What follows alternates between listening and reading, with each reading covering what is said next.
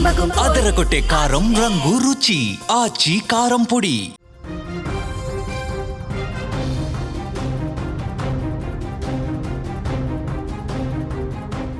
తెలుగు రాష్ట్రాలకు భారీ వర్ష సూచన హెచ్చరికను జారీ చేసింది. నవంబర్ 17న మరో అల్పపీడనం ఏర్పడబోతున్నట్లుగా కూడా మనకి బ్రేకింగ్ న్యూస్ లో సమాచారం అందుతుంది. దీని ప్రభావంతో భారీ వర్షాలు కురిసే ఛాన్స్ కూడా కనిపిస్తుంది. ప్రజలు అప్రమత్తంగా ఉండాలంటూ కూడా హెచ్చరికలు జారీ చేస్తున్నారు అధికారులు.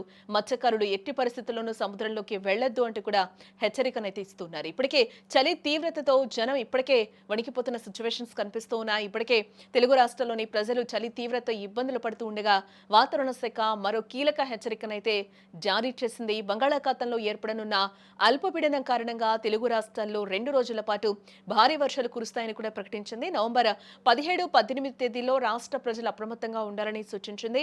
వాతావరణ శాఖ అధికారుల అంచనా ప్రకారం చూస్తే నవంబర్ 17న ఆగ్నేయ బంగాళాఖాతంలో కొత్త అల్పపీడనం ఏర్పడే అవకాశం కూడా ఉంది. ఇది వేగంగా బలపడి వాయుగుండంగా మారే సూచనలున్నాయని, దీని ప్రభావంతో రాష్ట్ర వ్యాప్తంగా విస్తారంగా వర్షాలు పడతాయని కూడా చెప్తూ ఉన్నారు. ముఖ్యంగా ఇటు ఉత్తరాంధ్ర, కోస్తా జిల్లాలు అలాగే రాయలసీమలోని కొన్ని ప్రాంతాల్లో భారీ నుంచి అతి భారీ వర్షాలు నమోదయ్యే ప్రమాదం ఉందని కూడా హెచ్చరించారు.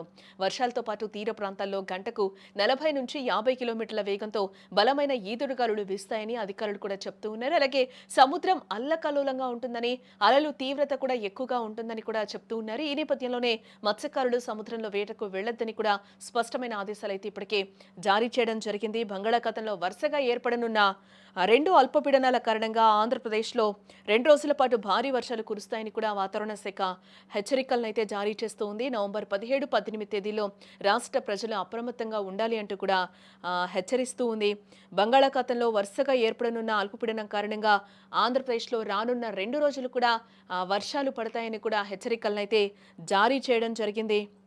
ఇది వేగంగా బలపడి వాయుగుండంగా మారే సూచనలున్నాయని, దీని ప్రభావంతో రాష్ట్ర వ్యాప్తంగా విస్తారంగా వర్షాలు పడతాయని కూడా వెల్లడించారు. ముఖ్యంగా ఉత్తరాంధ్ర, కోస్తా జిల్లాలు, రాయలసీమలోని కొన్ని ప్రాంతాల్లో భారీ నుంచి అతి భారీ వర్షాలు కురిసే అవకాశం కనిపిస్తోందని కూడా చెప్తున్నారు. కాగా మోంతా తుఫాన్ సృష్టించిన నష్టం నుంచి ఇంకా తేరుకోకముందే మళ్లీ వాతావరణ శాఖ అధికారులు వర్ష సూచనలు అయితే జారీ చేస్తూ ఉన్నారు. వర్షాలతో పాటు తీర ప్రాంతాల్లో గంటకు 40 నుంచి 50 కిలోమీటర్ల వేగంతో బలమైన ఈదురుగాలులు వీస్తాయని కూడా వాతావరణ శాఖ అధికారులు చెప్తూ ఉన్నారు. సముద్రం అల్లకల్లోలంగా ఉంటుందని, అలల తీవ్రత కూడా ఉండే అవకాశం ఉందని కూడా వెల్లడించారు.